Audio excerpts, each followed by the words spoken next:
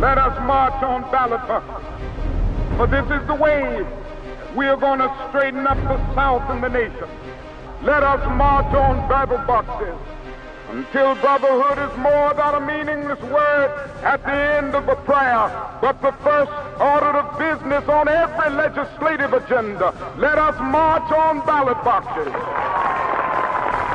While elections have consequences, it's up to the people in the states and across this country to hold these elected leaders accountable. Your work is not over. The people don't go away after the election. Politicians don't get the right to just do whatever they want to just because they got elected.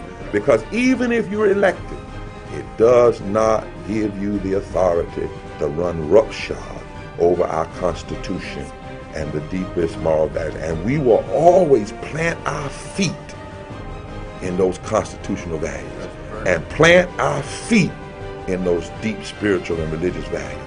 And we will never retreat on those. That is our role.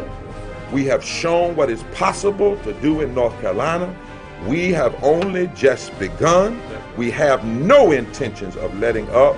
We will work together because there is much needless suffering that can be addressed if we maintain and stay strong in an independent moral movement that holds all political forces accountable. Because the arc of the moral universe is long, but it bends toward justice.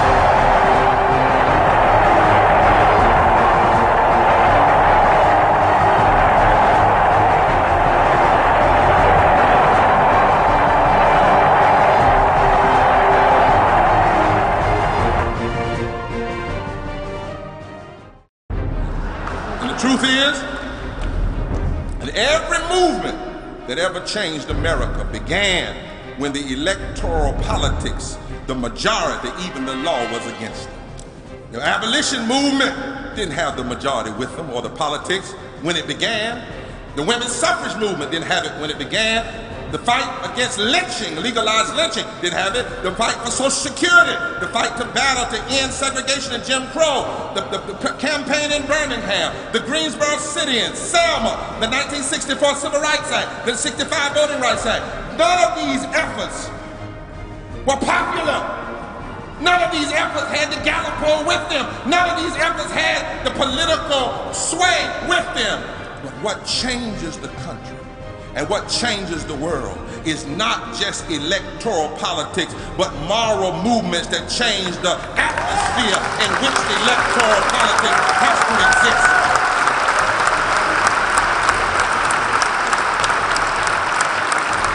That's why, as prisoners of hope, our greatest temptation is to turn state, cop a plea, and sell out as slaves to fear.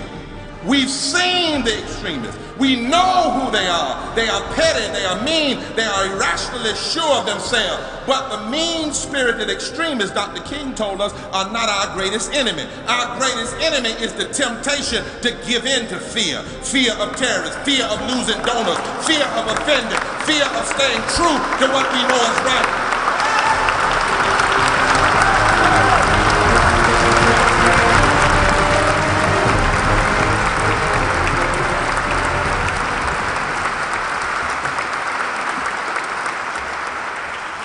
The writing of history reflects the interests, predilections, and even prejudices of a given generation.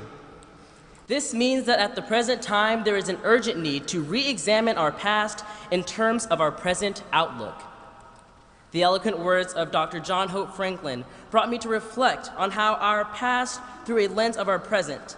And in the light of his centenary celebration this year, I think of his legacy, as well as the legacies of so many of our nation's Black scholars, civil rights leaders, our movers and shakers of the past who paved the way for our present so that we may continuously pave the way for our nation's future. Good afternoon. My name is Jamal Edwards, and I am the president of the Black Student Alliance here at Duke and a proud member of Alpha Phi Alpha Fraternity Incorporated.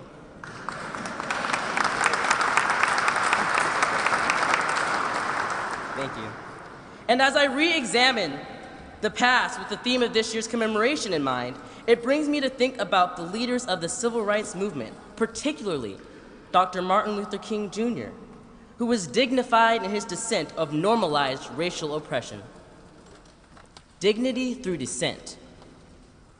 With this in mind, I consider the unapologetic nature of his presence to be noble. I consider his unwavering belief in his own diction to be majestic. And I consider the audacity of his dedication to overcome adversity amidst trying times to be inspiring. And yet, as I look back to our present, I see that we are still amidst trying times. As my community at every turn still cries out, Black Lives Matter.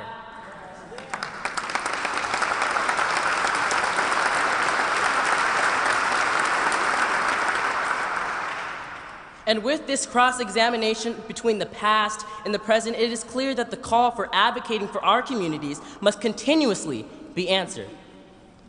And with that, it brings me great honor to welcome a gentleman who has not only answered this call, but who has also been dignified in his dissent of discrimination and inequity in voting rights. Reverend Dr. William Barber graduated cum laude from North Carolina Central University, receiving a Bachelor of Arts in Political Science. He received a Master's degree of Divinity here at Duke University. He was a Benjamin Mays Fellow and a Dean Scholar. He has a doctoral degree from Drew University in Madison, New Jersey, with a concentration in public policy and pastoral care, and he receives an honorary doctorate of humane letters from NCCU. But beyond these accolades, Reverend Dr. Barber led fundraising efforts for the North Carolina NAACP, raising more than $2 million of new money over the last 7 years, and has increased the state chapter staff from 1 to 7 persons. He has helped secure the freedom of innocent African American men from death row in the passage of the Racial Justice Act. He has helped win same-day registration early voting in North Carolina and organized the Million Voters March in 2009, helping more than 1.2 million Black and brown voters go to the polls. But most importantly, Reverend Dr. Barber stresses the word of we. Specifically, he says, we is the most important word in the social justice vocabulary. Not what we can't do, but what we can do when we stand together. And I too do agree that action is not actionable without the hands of many. So as a collective, please join me in welcoming Reverend Dr. William Barber.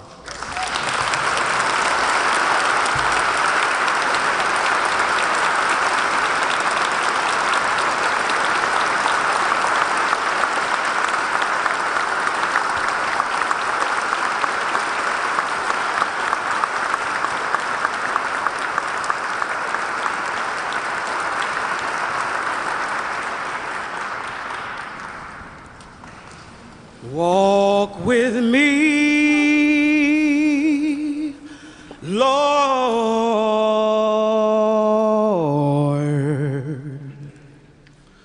Walk with me.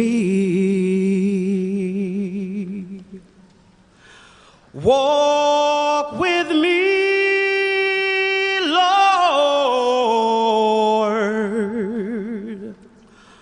Walk with me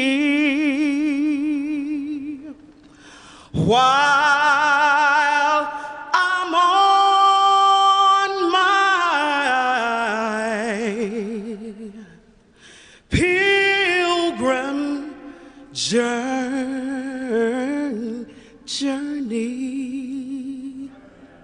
I want Jesus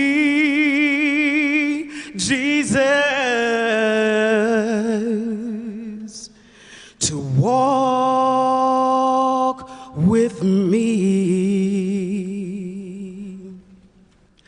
Guide my feet, Lord.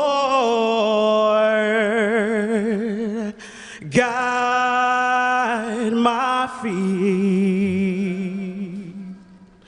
Guide my feet, Lord. Guide my feet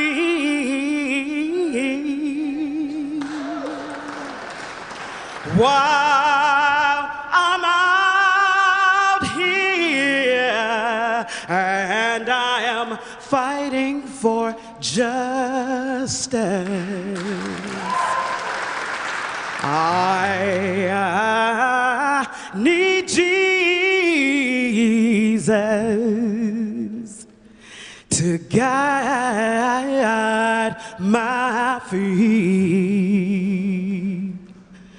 Come on and talk to me, Lord. Talk to me. Talk to me, Lord. Talk to me. While I'm out here, and it gets hard when I'm fighting for freedom. So I need you to talk to me. Walk with me, Lord. Walk with me. Walk with me, Lord. Walk with me. While I'm on my pilgrim journey, I want Jesus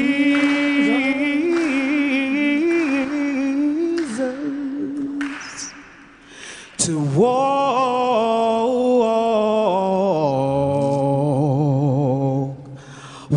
walk with me.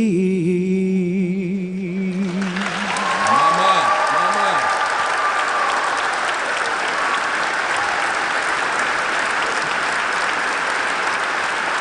Amen.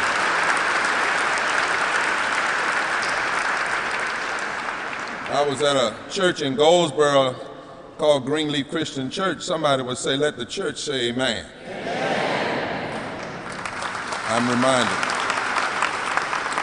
I'm reminded today of that quote you've already heard, where Dr. Franklin said, one might argue that a historian is the conscience of the nation.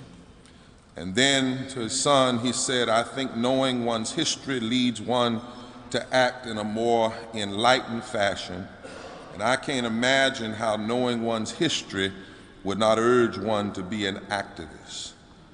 So as one humbly trying to fulfill my small role in the world as a scholar activist, really as a Christian, because I don't know how to be a Christian and not be concerned deeply about love and justice. I'm thankful for the gracious invitation to step into this beautiful sanctuary, climb these hallowed stairs where people of ebony hue were not always welcome, that has been graced by so many speakers of truth, prophets of their time, and historians of their era. It is an humbling privilege. And today I want to wrestle with the theme from this scripture, Zechariah 9, verse 11 and 12, that says, as for you, because of the blood of my covenant with you, I will free your prisoners from the waterless pit. Return to your fortresses, you prisoners of hope. Even now I announce that I will restore twice as much to you. And I want to, for a while, just have a conversation with you about the call to be positioned as powerful prisoners of prophetic hope. The book of Zechariah is a short, unfamiliar book to most, tucked away close to the end of the Old Testament. The message of the prophet Zechariah in the scripture was addressed to those he described as prisoners of hope. Peter Craig writes in the book that the Jews from Babylon began to move back to Jerusalem, their homeland, but they were ill-equipped to restore the temple. They'd come back from and come out of slavery, up from slavery, if you will. They were back home, but there was work to be done. They looked for a finishing, a completion. They had done so much hard work, and instead, the earlier text before this text says that the enemies were challenging them, obstacles were in their way, something on every hand was trying to stop them from completion. Now the prophet Zechariah, speaking for God, does not deny their continuing challenges or offer them some cute optimism. In fact, in verse 11, he owns where they are. They are waterless pits is the metaphorical description of their despair. And this, interestingly, this is a crucial step to prophetic hope, publicly owning the despair. Walter Brueggemann helps us with a text like this when he notes that counteracting the numbness of empire requires reignition of humanity's passion, the capacity and readiness to care, to suffer, to die in order to recognize the conditions that breed new worlds. To stoke such fires, the prophet must be fluent in the language of both grief and hope. Prophets must be multilingual. They must know how to speak in tongues that the people can understand, that they might open their ears. For Isaiah said, "Awake my ear, O morning, every morning, O Lord, that I might have the tongue of the learned and know how to speak to those that are weary." They must be able to talk both about human suffering and liberation. He goes on to say, Brueggemann does, that tears are a way of solidarity in pain when no other form of solidarity remains. Matthew 5:4 says, only those who mourn can be comforted. If you know nothing about mourning, you will never know anything about prophetic hope. There is a kind of truthful touching of pain that is the only way to find the power of prophetic hope. In other words, owning the despair caused by domination and oppression in the public square opens us up for a new movement toward community rooted in the strength of prophetic hope. And then finally, Brueggemann says, the prophet does not ask first if the vision can be implemented. For questions of implementation are of no consequence until the vision can be imagined. The imagination must come before the implementation. So hope in this sense is the refusal to accept the reading of reality, which is the majority opinion. Therefore, this hope is subversive. That's why if you dare to say, I have a dream to the wrong people in the wrong place, it can get you hunted. It can cause you to be trapped, because prophetic hope is subversive. It limits the grandiose pretension of the present. It dares to announce that the present to which we have all made commitments is now being called into question. Dr. King was a prophet, and as so he called us to be, like Zechariah, prisoners of this kind of prophetic hope that dares to say and act in the face of the nightmarish visions of injustice, and dares to say, I have a dream, not a plan, but a dream of another reality.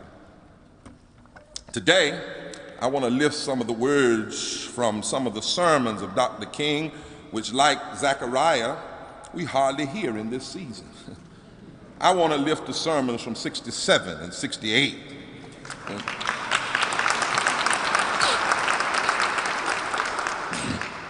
And Dr. King was wrestling heavy with the reality of the despairing situation, while yet lifting and believing and preaching and marching as a prisoner surrendered to and in the power of prophetic hope. On December 10th, 1967, Dr. King said something that grabbed me. He said, I'm worried about America. That's how he opened one of his last sermons entitled The Meaning of Hope. I'm worried about America. It was preached during the season of Advent, just 5 months before he was killed. This is after the passage of the 64 Civil Rights Act, after the passage of the 65 Voting Rights Act, when many, from preachers to presidents, were telling him enough had been done. In time, things would just get better. Cool out. And he said, I'm worried about America, a country founded on the principle created equal by God, still wrestling with whether or not the color of the skin determines the content of the character. I'm worried about America, a nation sick with militarism. I'm worried about America, a nation where at that time the gross national product was $800 billion and we still had 50 million poor people within its borders. Something was wrong, he said. At first it doesn't sound like a message on the meaning of hope. But the truth is, there is no real dealing with prophetic hope without knowing clearly the sources of despair. He then said, because there is something wrong, we must continue. And in the sermon, he began to announce the initial strategies that would lead toward the Poor People's Campaign. In this sermon, he defined prophetic hope not as optimism or desire or magic or inevitability, but the willingness to risk defeat. The kind of hope that cares about we and not I. The kind of hope that is contagious. It is a hope rooted in the power of love and the strength of faith. Hope that believes there are moral laws in the universe. The moral arc of the universe may be long, but it bends toward justice. Hope that believes that right will eventually break the cause of injustice and the foundations of evil. Hope that never gives up in the cause of justice, but sings in every battle for justice. When the odds are against you, I've seen the lightning flash. I've felt the thunder roll and sin breakers breaking, trying to conquer my soul. But I heard the voice of Jesus say to still fight on, for he promised never to leave me alone. This kind of prophetic hope, as Dr. King would say in another place, was a call for a worldwide fellowship that lifts neighborly concern beyond one's tribe, race, class, and nationality. It was a call for a hopeful call for an all-embracing and unconditional love for all men. And it's right that I would say this in this pulpit today. Dr. King said, this Hindu, Muslim, Christian, Jewish, Buddhist belief about ultimate reality that is beautifully summed up in the first epistle of St. John. Let us love one another, for love is God, and everyone that loveth is born of God and knoweth God.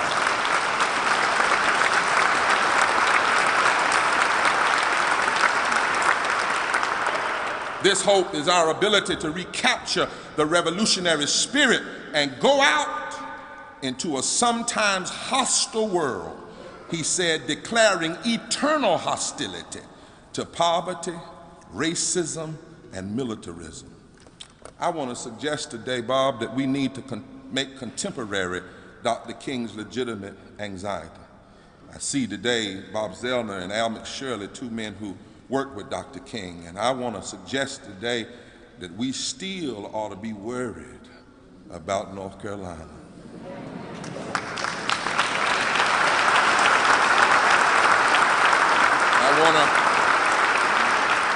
I want to suggest today that we still ought to be worried about America.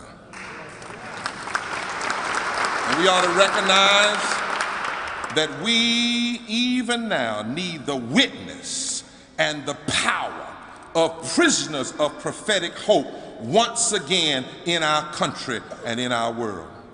Well, why? Well, first, because prophetic hope demands that we tell the truth. I'll tell you a little story. I once was invited to speak at an MLK event, and I chose, the theme was chaos of community, so I chose to address contemporary issues of chaos that were keeping us from community.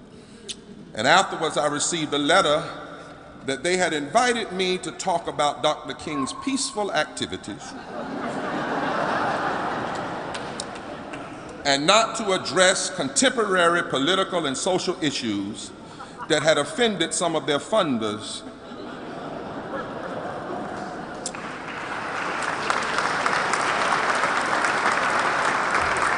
that cause people to get upset and be divided, because preachers are not supposed to do that. But truth-telling is critical to the mandate of prophetic hope.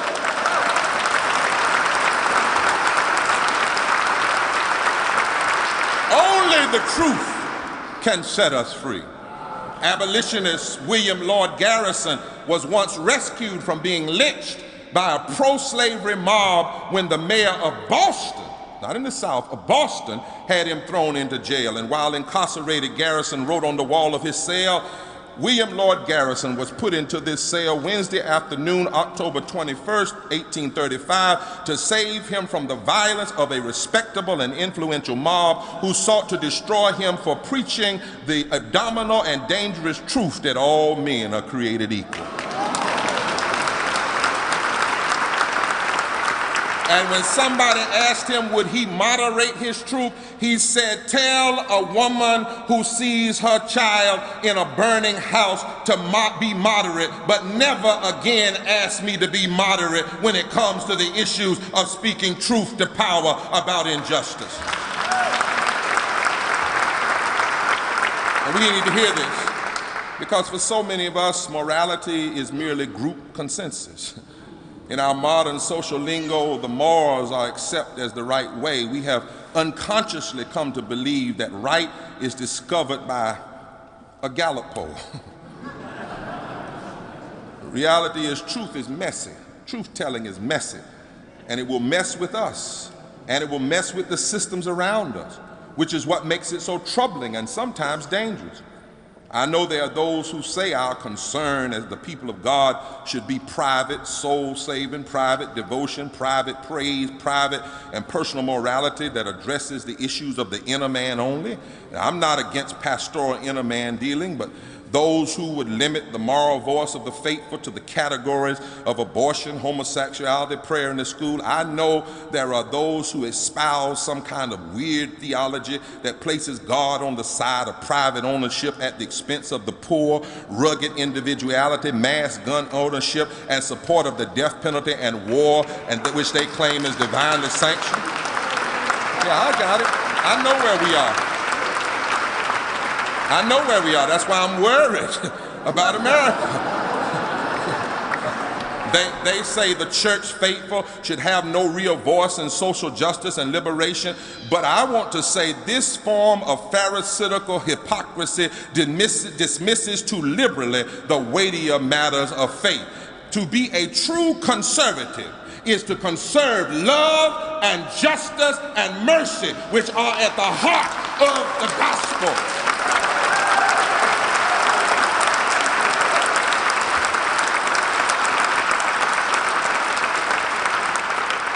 True spirituality calls us to be suspicious of concentrations of wealth and privilege and power, and to mistrust some kind of rationalism that justifies us subordinating other person to our own benefit. We are called to be sensitive to the poor, the disenfranchised, the stranger, the outsider.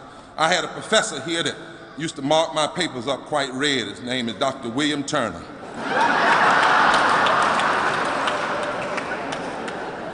Had another one in undergrad, Dr. Arthur L. Sanders out there. They put some on this boy. But my professor, my mentor, Dr. Turner, professor preaching here at Duke Divinity School, calls this the crisis experience of conversion. He says, when you're converted, when you're called, when you become prisoner to this hope, if you will, our active orientation to life is shifted. In other words, when the Spirit moves, we are saved, born again, changed, filled, however you describe it, but what follows is a challenge to the way things are. He said, being moved by the Spirit necessitates a quarrel with the way things are. And if there is not a quarrel with the way things are, particularly as it relates to injustice, then all of our claim to be filled with the Spirit is suspect.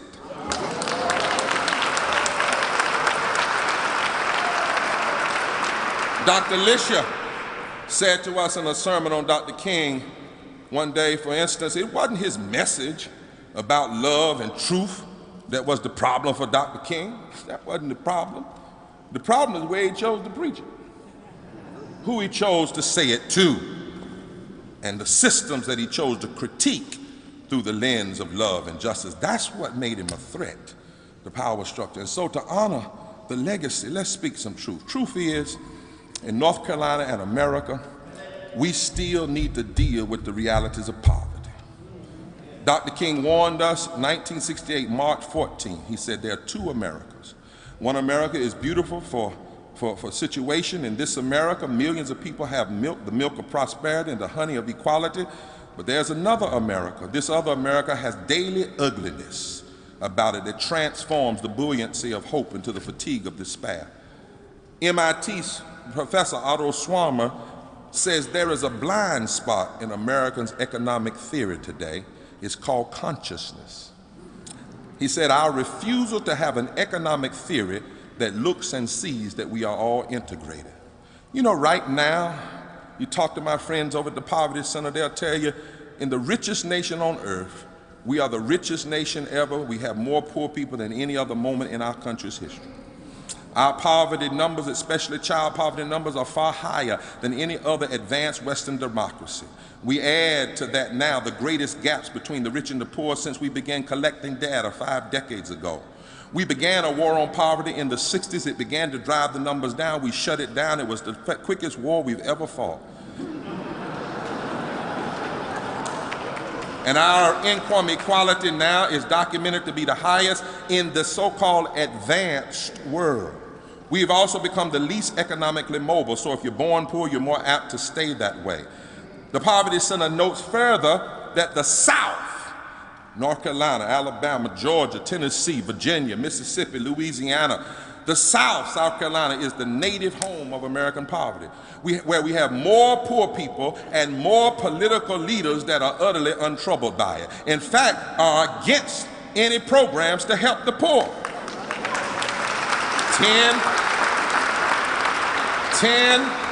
10 of the country's poorest 12 states are Southern.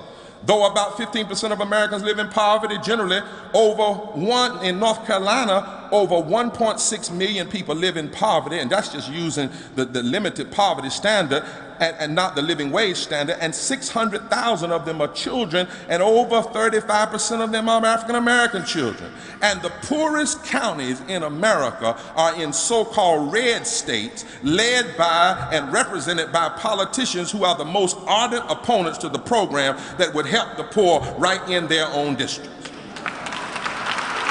In North Carolina, we've seen an active disdain for programs that empower the poor by many state and elected leaders, even though Article 11, Section 4 of North Carolina State Constitution, that every governor and every legislature swears that they will uphold, puts their hand on the Bible or on the Quran, they put their hand right there. And that Article 11, Section 4 says, beneficent provision for the poor, the unfortunate, and the orphan is the first duty of a civilized and Christian state. That means we are constitutionally out of order. Yes, we are.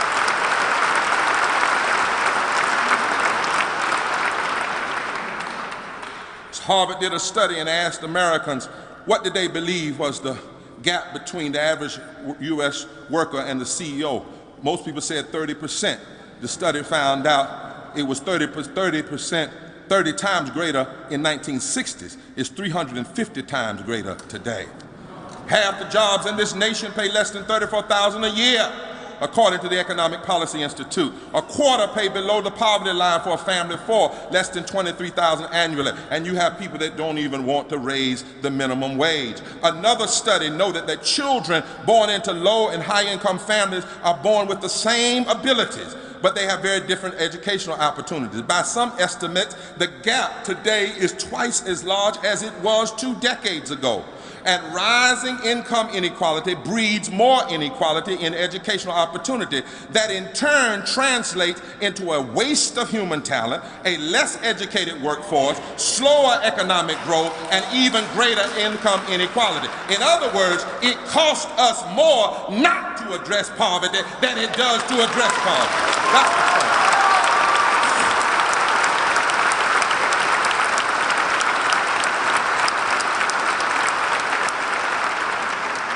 You know, opportunists will try to blame this situation on one politician or the other.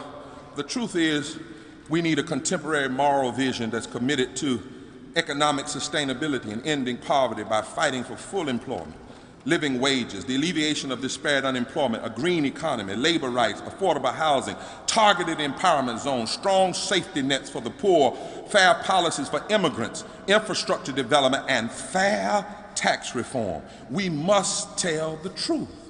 We must tell the truth as prisoners of prophetic hope about health care, especially in the South. We also lead the nation in those without health care. Oddly, in the South is where most of the states are that are strongly opposed to health care reform and the expansion of Medicaid. That's sick. It's sick to have the majority of sick people and you don't want them to have health insurance. Right here in North Carolina, the Robert Wood Foundation and Urban Institute in August did a report, and they said that the rejection of Medicaid expansion by many just because they don't like a black man in the White House that was built by slaves. I mean, let's just call it what it is.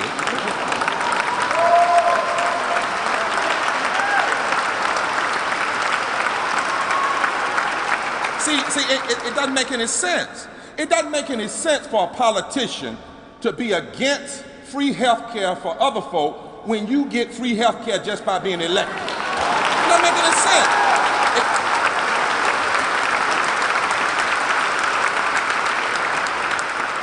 That report said that in North Carolina alone it will cost $39.6 billion.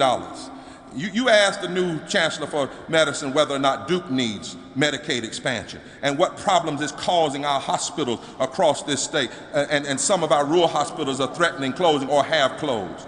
There are 346,000 whites and 140,000 plus black that would be eligible for this expansion. In the past 12 months, if we had expanded Medicare, 27,000 diabetics would have received their Medicaid. 13,000 women would have received mammograms. 23,000 women would have received pap smears, saving them from later diagnosis of ovarian cancer. 54,000 would have received cholesterol screening, saving them from later diagnosis of heart diseases. Not only that, if we had accepted Medicaid expansion, do you know who would have been eligible? 59,000 construction workers, 56,000 in food service, 43,000 in cleaning and maintenance jobs, 34,000 in transportation, such as bus and taxi drivers, 18,000 in personal care, 16,000 in health care, people who wash our backsides in the hospital and can't even afford the medical care they need. Got to tell the truth. And 23,000 veterans. And a Harvard study says for every 500,000 people that are denied Medicaid expansion, 2,800 die. 2,800 die. Not because God called them home.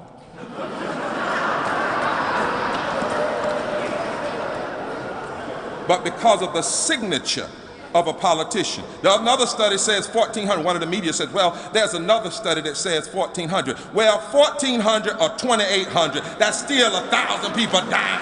Not because God called them home, but because of the wrong decision of people in power. 24 states have refused. 8 million people are being left out. But blacks are disproportionately affected because 6 out of 10 blacks live in the states where we deny Medicaid, but whites are the most affected because there are more whites in these states that are poor that need the help. What we are finding now is that Medicaid expansion and health care is the new civil war. And Dr. King said of all the forms of inequality, injustice in health care is the most shocking and inhumane. We must tell the truth about education. Let us not forget that in 1785, U.S. President John Adams said, The whole people must take upon themselves the education of the whole people and be willing to bear the expenses of it. There should not be a district of 1 square mile without a school in it. And it should not be founded by a charitable individual, but it should be maintained at the public expense. And that vision is all right until people start making decisions based on race and class. That's what has always messed up that vision. Education and the care for our children is too big for mere left-right debates. It's too big for conservative versus liberal debate. How we care for our children is a moral issue. Our deepest moral values, Jesus taught, suffer the little children and forbid them not to come unto me, for such is the kingdom of heaven. Our Constitution in North Carolina, written in 1868 by blacks and whites working together, said the people have a right to the privilege of education, and it is the duty of the state to maintain and guard this right. Dwight Eisenhower, a Republican, once said that public education was a matter of national security. So did black Senator Edward Brooks. So did Republican Teddy Roosevelt. And the truth is, privatizing schools with public money cannot fulfill the deepest moral and constitutional vision of how we care for our children.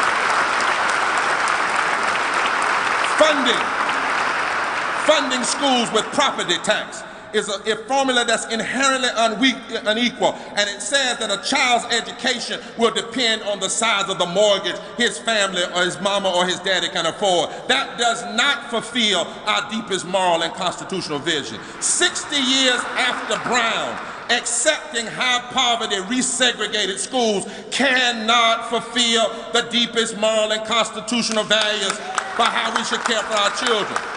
Attacking teachers relentlessly cannot fulfill the deepest moral and constitutional vision of how we should care for our children.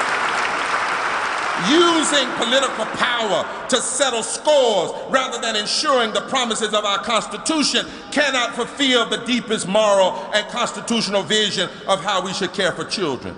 And new restrictions on the use of race-based affirmative action in higher education, spiraling college costs, making students pay more interest on loans than failed banks pay for bailout money.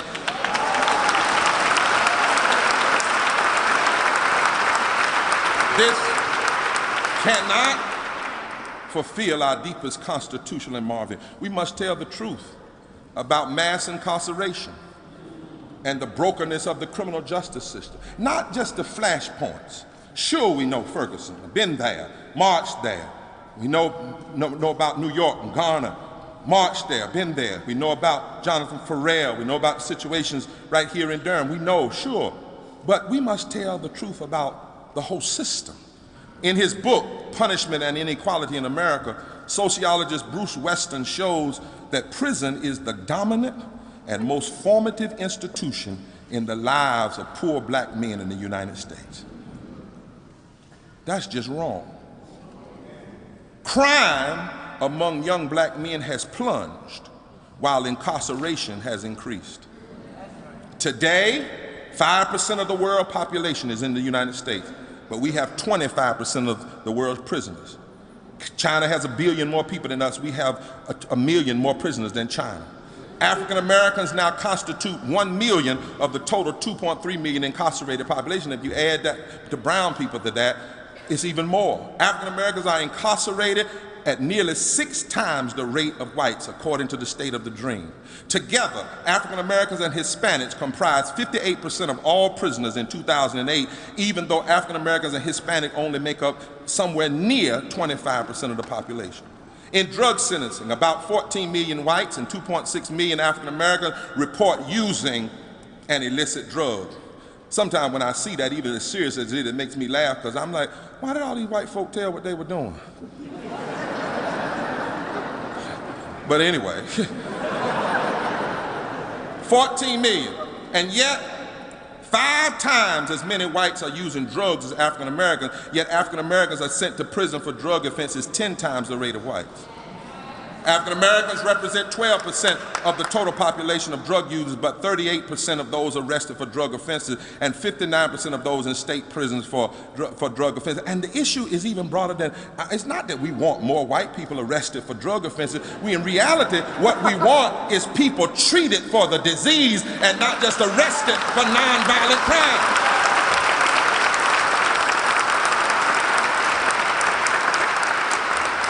Right here in North Carolina, we've seen more black and white poor men exonerated from death row. I want you to think about this. Men, 7 to 10 of them, who would have been killed in your name, in your name, in your name, in my name, they would have been killed.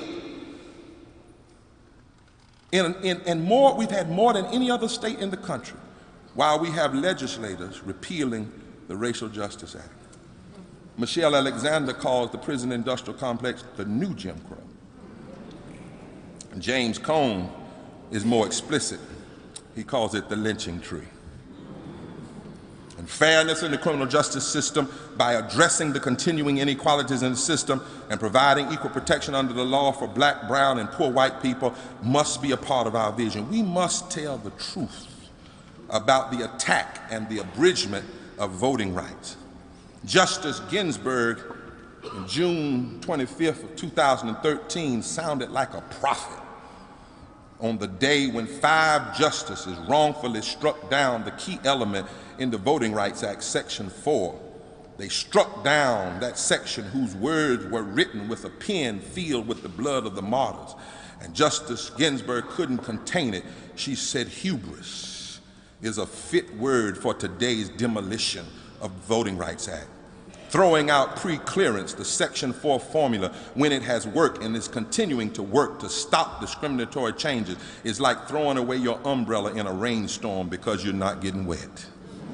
And then she said, looked at the justices, those 5, and something got a hold of Sister Justice Ginsburg, and she said, no matter what you've done here today, you ought to be reminded about Bloody Sunday and Selma, and that no matter what you've done here today, the moral arc of the universe is long, but it will bend toward justice. Dr. King once said, so long as I do not firmly and irrevocably possess the right to vote, I do not possess myself. I cannot make up my mind, it is made up for me. I cannot live as a democratic citizen. Following that decision, 2013, the Shelby County, Alabama versus Holder, which invalidated Voting Rights Act, 15 states, somebody say 15. No, I want you to really say 15. 15 states launched attacks on voting rights in advance of the 2014 midterm election. And the attacks can be traced by the changing racial population in each state, where there's a shifting of the nature of electoral politics, where black and brown and progressive whites have more potential to come together. Those are the states that chose to attack the voting rights. And here in North Carolina, we have the dubious honor of passing the worst, the most regressive voter suppression law in the country that we will be trying in court this summer, almost one date exact to the signing of the Voting Rights Act of 1965. 50 years later, we must address the Supreme Court has also formed an illicit, undemocratic backseat relationship with big money, whose intercourse has produced a political system more and more driven by who writes the biggest check than we, the people. Yes, we got to tell the truth. In fact, we must tell the truth not only about that, but about this continuing reality of racism. And I want to drill down here a little bit, because we got to make a few modern adjustments in how we talk about racism, because I've been looking at TV, some of these strange stations, and seeing something mighty strange. I saw the other night a white man arguing that there was racism in America and a black person saying there wasn't.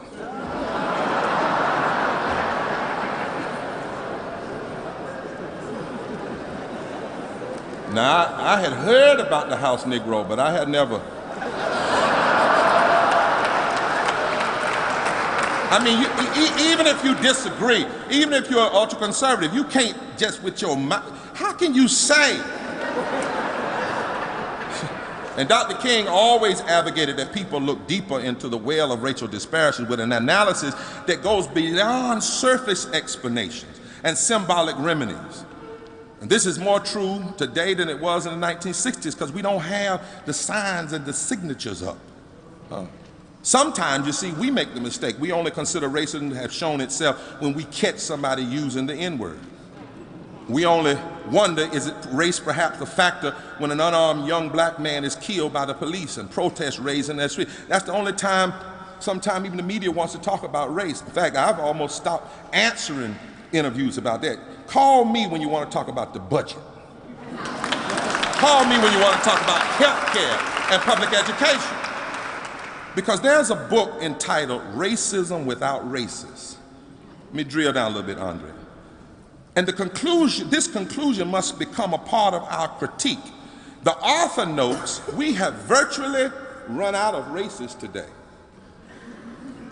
He says, even self-proclaimed white supremacists deny being racist. They say that they are merely extolling white pride the same way that African Americans celebrate their heritage. But if we look deeper, what we are seeing is the transformation of the Southern strategy with a 21st century twist. It's the strategy of Richard Nixon and George Wallace that they bequeathed to those who came after them. You remember Lee Atwater in a taped interview noted that no less than white supremacists than George Wallace advised nearly 50 years ago that his followers stop using racial epithets. He said, don't do it anymore.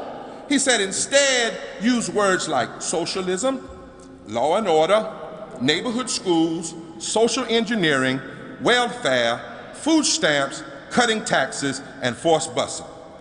He said, do this so that your policies will sound race neutral, but their impact would still be race specific. And so today you have many saying that there's no real racism, and some of them on a certain Sly as a Fox unnamed television channel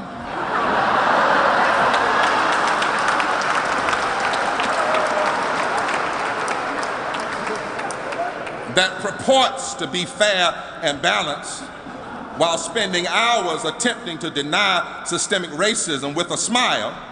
But despite denial and the abundant willful blindness to racial disparities, according to Glenn Lowry, a sociologist, in almost every observable measure of well-being, wages, unemployment rates, income and wealth levels, prison enrollment and crime victimization rate, health and mortality, you can clearly see racial disparities, whether or not the proponents of these policies say racialized words or not.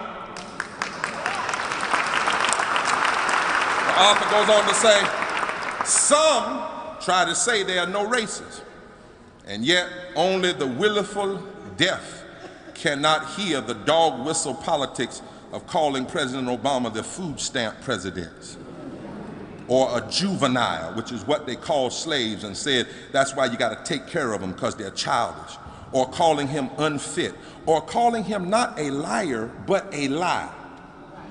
Listen to language. Not you are a liar, you are a lie. Your existence is a lie. This is not supposed to be. Or calling him a socialist, or calling him un-American. While at the same time, you're gutting the Voting Rights Act, blocking Medicaid for the poorest of the poor, cutting taxes for the super rich, moving to suppress the vote in every way that's possible. No races, yet only the willfully indifferent can ignore the studies that prove young black men in prison at the greater rate than their white counterparts. And now the United States is at a point where we are imprisoning a larger percentage of the black population than South Africa did at the height of apartheid. No races, yet our public schools are in the process of resegregation 60 years after Brown. No races to be seen, and yet we willfully forget how federal housing policies and redlining by banks created home owning for white middle class people while they walled off blacks into overcrowded ghettos, where a home could never be the stepping stone to the middle class, where mortgage markets, the cost of home loans, residential segregation, and the way families accumulate wealth through home appreciation all continually to systemically disadvantage black and brown families. No races, And yet Tim Wise notes that there is little doubt that the history of growing opposition to social safety net efforts, unemployment, Social Security, housing finance, program food assistance, health care, were widely popular among most whites from the 1930s through the 1960s. And the dislike of these programs mirrors almost perfectly the time period during which black and brown folk began to gain access to such programs. So he says, in large part, the critique of entitlement programs has been bound up with a racialized narrative of the deserving and the undeserving. So the truth is, we have an extreme agenda afoot in America. I'm worried, Dr. Turner, worried about North Carolina. It's an extreme agenda. In essence, this agenda says if you want a great America, if you want to make it to a better, more perfect union for these beautiful children, this is how you get there. Deny money to public education and teachers. Deny health care to citizens. Deny unemployment. Deny earned income tax credit. Deny equal rights to immigrants and gay citizens. Deny fair tax policies. Challenge the president on everything and refuse to even support what's good for America. Deny and abridge voting rights. And then, if you really want a great America, distort the religious beliefs of other religion and use the so-called platform of true Christianity as well as economic blackmail to denounce other religions, especially Islam, identifying all Muslims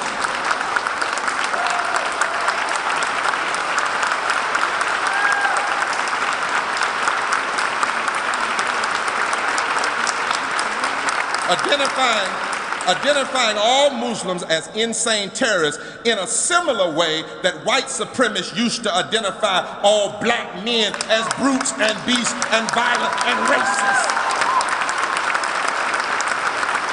And then, after all of this denial and all of this regression and all of this extremism, and after you've created all this division, then the final way to have a great America is to make sure everybody can get a gun easier than they can vote.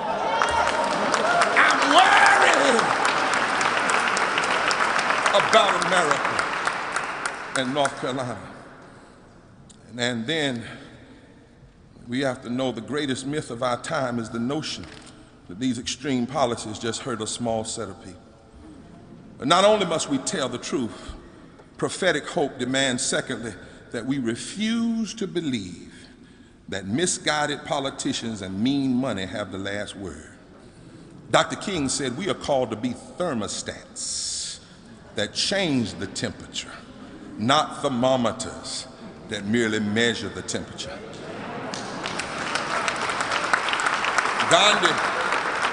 Gandhi said, first they ignore you, then they ridicule you, then they fight you, and then you win. And the truth is, and every movement that ever changed America began when the electoral politics, the majority, even the law, was against them. The abolition movement didn't have the majority with them or the politics when it began. The women's suffrage movement didn't have it when it began. The fight against lynching, legalized lynching, didn't have it. The fight for Social Security, the fight to battle to end segregation and Jim Crow, the campaign in Birmingham, the Greensboro sit-ins, Selma, the 1964 Civil Rights Act, the 65 Voting Rights Act. None of these efforts were popular. None of these efforts had the Gallup poll with them. None of these efforts had the political sway with them.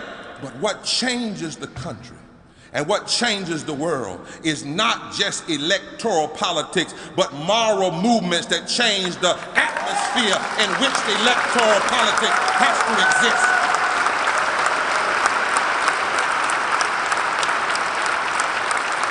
That's why, as prisoners of hope, our greatest temptation is to turn state, cop a plea, and sell out as slaves to fear. That's what happened to Israel. That's what happened to Josephus Daniels, the early 20th century progressive populist who caved in to the Redeemers and used the NNO to incite the racist riots and attacks on black wealth and white feudalist politicians in Wilmington. And it's what happened to so many well-meaning, liberal-minded people who turned their backs on King when J. Edgar Hoover moved to assassinate his character. We've seen the extremists. We know who they are. They are petty, they are mean, they are irrationally sure of themselves. But the mean-spirited extremists, Dr. King told us, are not our greatest enemy. Our greatest enemy is the temptation to give in to fear. Fear of terrorists, fear of losing donors, fear of offending, fear of staying true to what we know is right.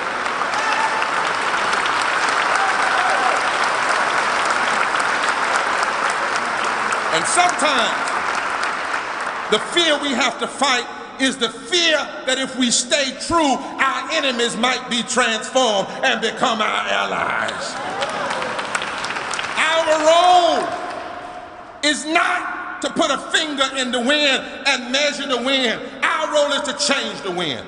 Our role is to do like Isaiah 10 and say, woe unto those who make unjust laws and issue oppressive decrees that deprive the poor of their right. Our role is to do what God said to Jeremiah. Go down to the palace of the king of Judah and proclaim this message there. Hear ye the word of the Lord, King of Judah, you who sit on the throne of David, you and your officials and your people who come through these gates. This is what the Lord says. Do what is just. Do what is right. Rescue from the hand of the oppressor, the one who has been robbed. Do no wrong to the foreigner. Do no wrong to the stranger. Do no wrong to the fatherless.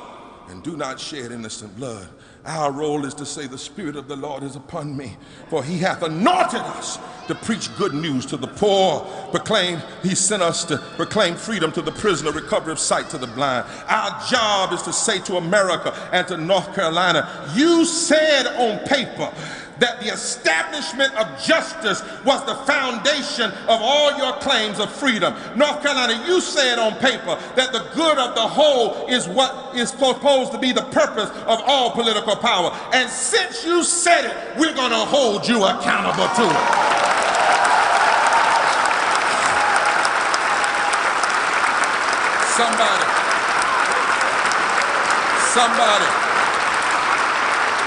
Somebody must stand and say, Dr. Tyson and Dr. Hall, that it doesn't matter what party is in power. It doesn't matter who has a political supermajority. There are some things that transcend political majorities and mere majority politics.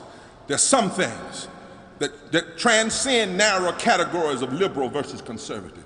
There are some things that must be challenged because they're wrong, they're extreme, and they're immoral. And there is a longing for a deep moral movement that says it's time to challenge those things that are morally indefensible, constitutionally inconsistent, and economically insane. And we have to raise our dissent.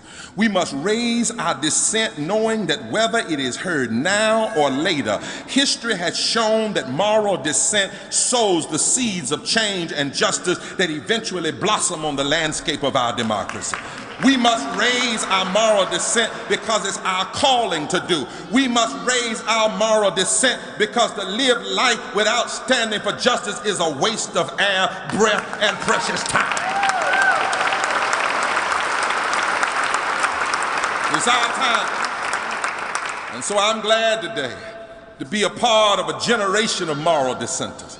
I'm glad to be among those who give voice and spirit and bodies to the cause of justice. I'm glad it's our turn now. It's our time and our turn to declare and act and live as though we are prisoners of hope that believe in a better way. We know that if our values are right, if our budgets are just, we can support and pay our teachers. We can build the future of our public schools so that all children, no matter who they are, can meet the calling of the poet when he said, fleecy locks and dark or black or brown complexion cannot alter nature's claim. Skin colors may differ, but perfection dwells in black and white just the same. Were I as tall to reach the pole or could grasp the whole ocean with a span, I must be measured by my soul, for the mind is the standard of the man. There is a better way. If the wealthy pay their fair share, we can have surplus budgets and not deficits. There is a better way. We can pay hard-working people living wages and ensure their basic human right to collective bargaining and working right. We can help the unemployed who lose their jobs and no fault of their own. There is a better way. We can address the ugly realities of poverty if we see the poor as our neighbor and remember that we are our brothers and sisters' keeper. There is a better way. The sick can have adequate health care. The environment can be protected. The injustices of our judicial system can be corrected and made just. There is a better way. We can reject hate and division and mean attempts to write people out of their constitutional protection because of their race, their creed, or their sexual orientation. We can, as a nation of immigrants that sings God shed grace on us, welcome and show grace to immigrants rather than abuse them and arrest them and abandon them. We can, if we remain prisoners of hope. And so finally, not only must we tell the truth, not only must we say that electoral politics and mean money doesn't have the last word. Prophetic prisoners of hope understand we must stay together, because when we do stay together, change happens. The Forward Together Moral Movement is a model of fusion politics, rooted in a deeply moral, constitutional, anti-racist, anti-poverty, pro-justice, indigenously led framework. We have come together. All the Moral Monday folk just wave at me. We have come together, and we've seen change. They're not willing to acknowledge it yet, but we know what's happening. When we started out, it was under 50% of North Carolinians that believe you ought to use, that there were more than 50% that believe you ought to use public money to fund private schools, but now more than 61% of North Carolinians say no. When we started out, we had some lower numbers, but now 58% of North Carolinians would rather see taxes raised than teacher pay cut. We started out, didn't have a majority with us, but now 58% of North Carolinians believe we should expand Medicaid and provide health care for 500,000 uninsured people. And I could go on down the list. Oh, something's happening. We've been able to organize it in places like Mitchell County. Mitchell County, where in 1920 every black person was run out of town. And now, using this moral framework, not Republican and Democrat, black and white and Republicans and Democrats have dropped partisanism and picked up their humanity and consciousness afresh. And I get regular invitations to Mitchell County. Only problem is they want to march at night, and I tell them black folk don't march at night. Somebody else started that. Yeah. By staying together, we've seen people inspired in marvelous ways. I got this letter a few days ago. It had gotten hid away in the mail, and maybe it was God's reasoning that I didn't get it when it came, that I would get it before I came to talk to you. Because sometimes I do get worried even about where we are. The letter says, Reverend Barber, I know you get a lot of mail from a lot of people. You have no reason to remember me. Therefore, I thought that this picture might help. I'm the bald woman on the oxygen machine. However, I have fond memories of you and the work of Moral Monday, because you all have made a profound impression on me last summer. So much so that I decided to practice civil disobedience. And I want to thank the movement for that. During this post-election season, I've marveled at the ability of the movement to maintain hope for a better world. I know there are times you must get discouraged. I know I do. Please know that you and the work of the movement are making a difference. You are important and an example of the teachings of our Lord. Before long,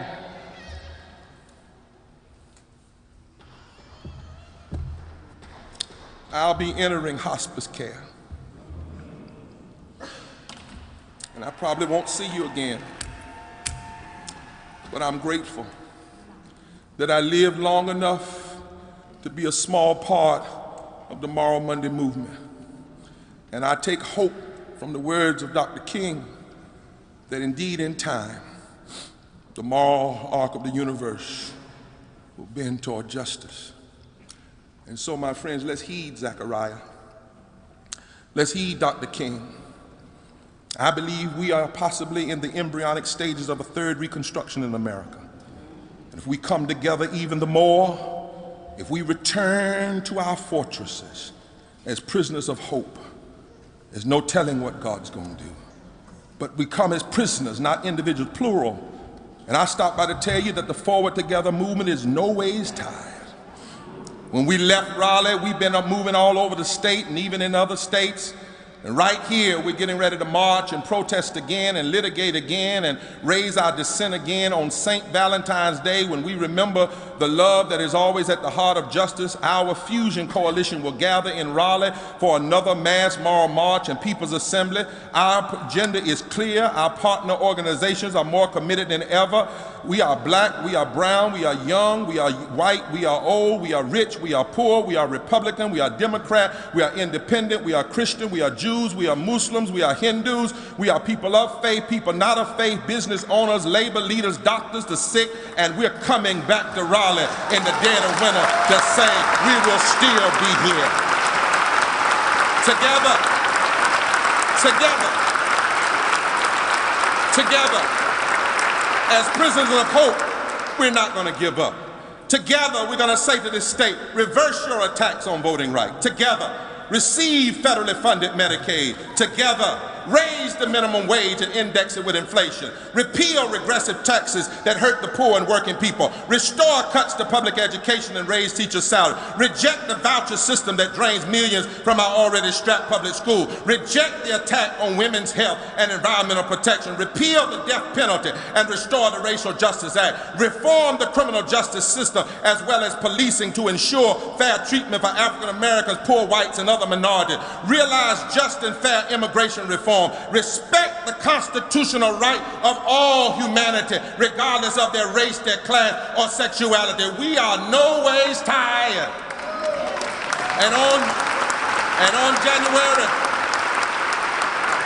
January the 28th, we will have a pray-in and teach-in led by statewide clergy who will deliver our agenda to every legislator on both sides of the aisle and the governor. And if any part of this agenda folk decide they want to come to their epiphany, we'll stand with them. So, Governor, let me make it clear here. If you decide you want to expand Medicaid with no frills, without trying to be funny, but just do what should have been done in the first place, we don't care if you're Republican. We have no permanent friend, no permanent enemies, only permanent interests. We'll stand with you.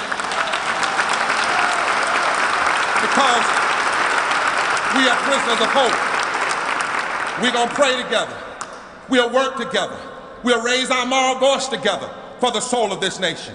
I conclude by saying, I know the power of staying together.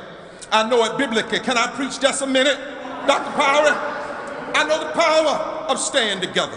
Because when Moses and his people and that rod came together, Pharaoh came down and the Red Sea opened up. When Esther and her uncle Mordecai came together, they were able to stop the plots of destruction against the Jewish people. And Esther got the courage to say, if I perish, but I'm going to see the king.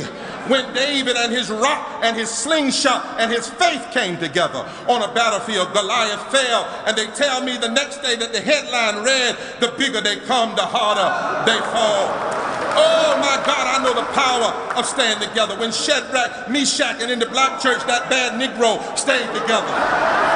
Went down in the fiery furnace. Then God cooled the fire down, and somebody said they saw a fourth person come in to stand with them right there in the middle of the flame. Can I get a witness?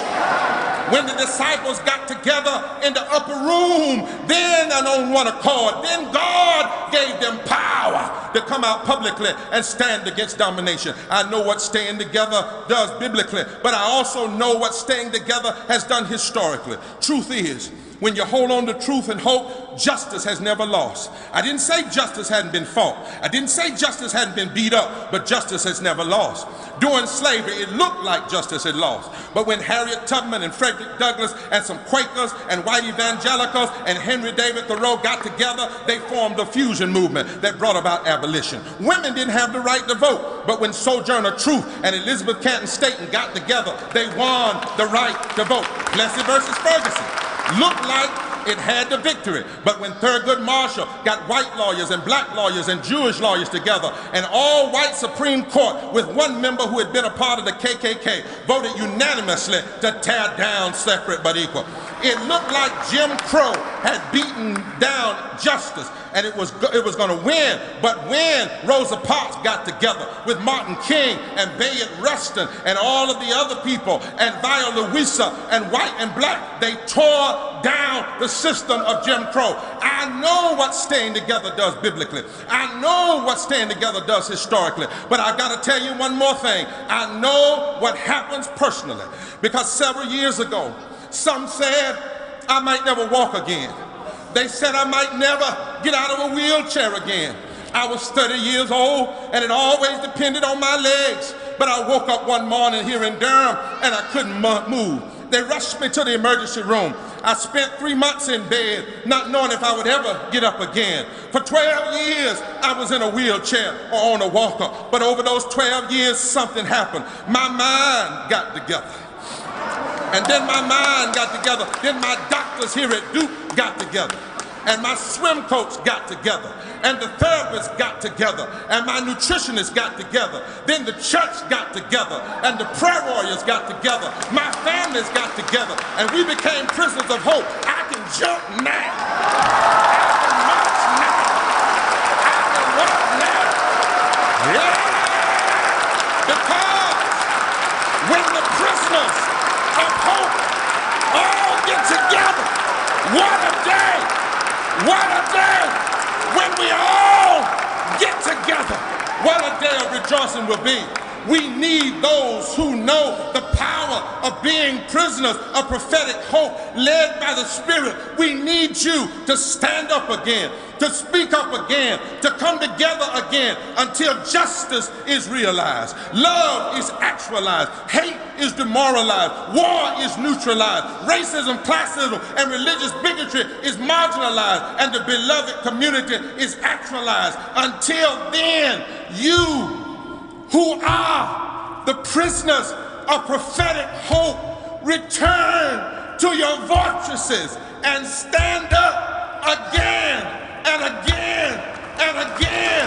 Sometimes I feel discouraged and all my works seem in vain. But then,